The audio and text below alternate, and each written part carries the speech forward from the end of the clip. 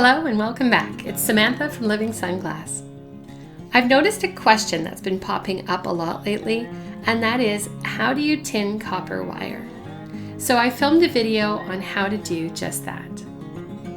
Okay, so we have copper wire, and it doesn't really matter what kind of copper wire you have, as long as it's copper and not coated.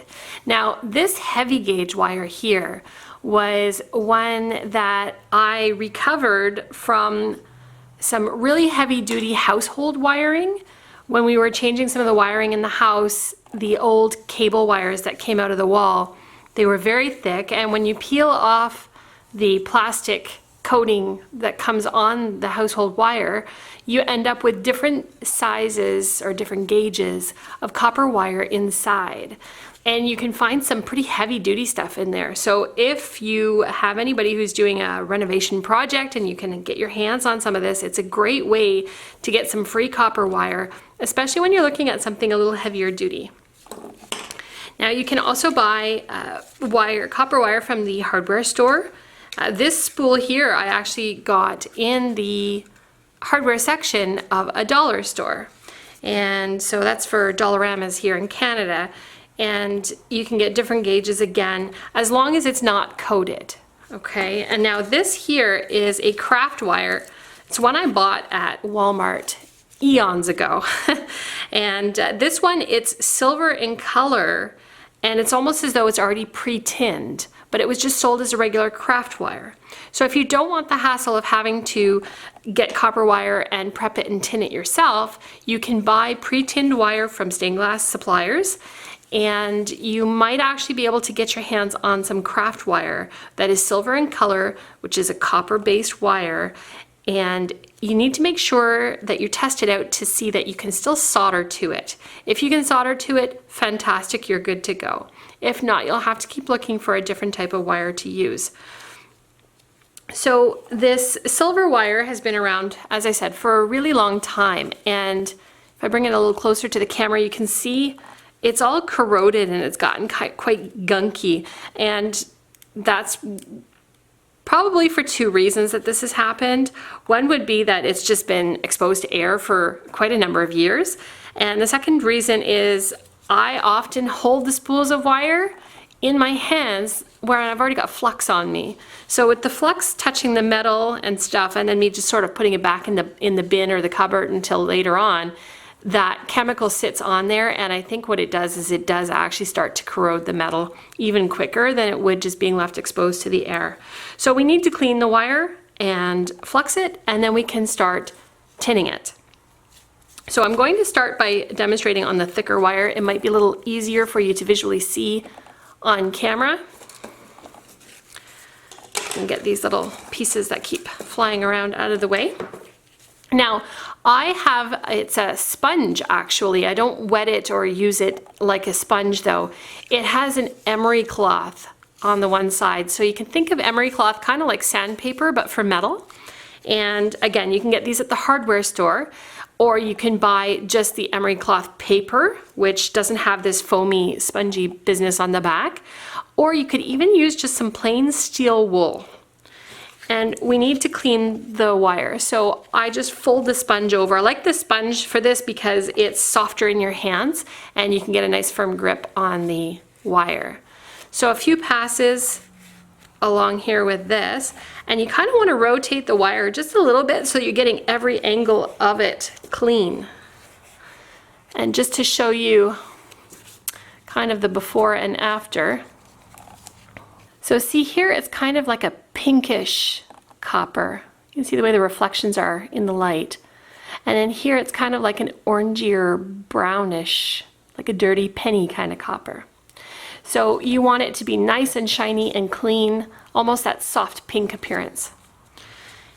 And then I use a chemical brush for applying my flux. So I just have a little bit of gel flux on the side here. And I load up my brush, but I wipe off the excess just so that I'm not dripping it everywhere. And then you just run this down the edges. Make sure you get all around the wire. Now the trick to soldering wire is to remember that wire is metal and metal conducts heat. So even if you're holding it back here and you're soldering over here, that heat will travel up.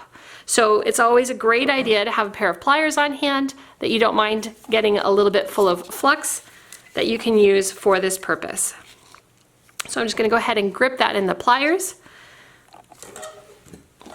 Bring my solder over. Now I'm using my Hakko FX601 soldering iron, and I have it set at 360 degrees. So I'm just going to come in here and grab some solder, and then what I like to do is put the loose end of the wire down on the table. It kind of anchors it in place so that soldering it becomes a little easier because you're not chasing this wiggling piece of wire as it's dancing through the air. And we just pull that solder all the way down across the wire. Now, if you hit a section where it kind of bounces and skips, it's because it hasn't warmed up enough. You need to hold it there in that spot long enough for the copper to warm up and the solder to flow.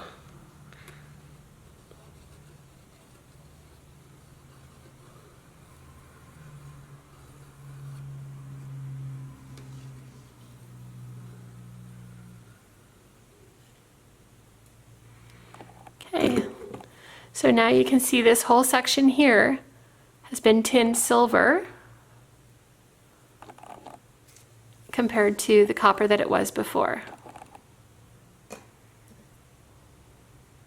So this would now be ready to use in a project.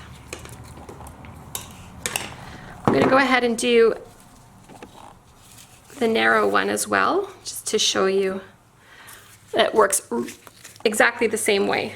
So I'm just going to use my emery cloth to clean it up.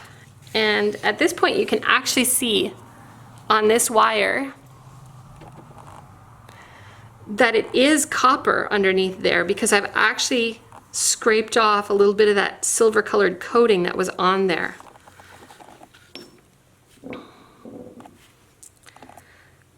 Anchor the end of it against the table surface and put a little bit of flux. Now because I have a spool to hold on to here, I'm not worried about using the pliers for this one.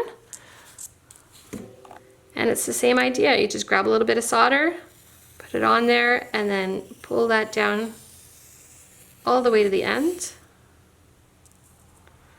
And you can see that a little bit of the flux dripped off the end there and looks kind of burnt and gross. But we're not worried about that. We're more worried about the wire. And there you go. So that's 2 pieces of wire that you could use. And then this as well. I'm just going to cut a chunk off. Now this isn't very clean work. Okay, when you're doing this kind of thing, expect that you're going to make a bit of a mess. Things are going to get a little bit grimy. You can see I've got little cruddy stuff, little crumbs of goodness knows what that fell off of the wire when I was cleaning it.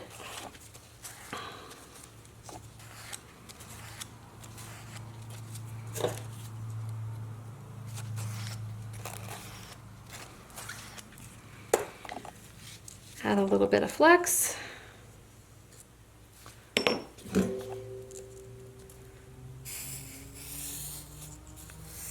So it's really not a hard job to do. It just takes a little bit of time.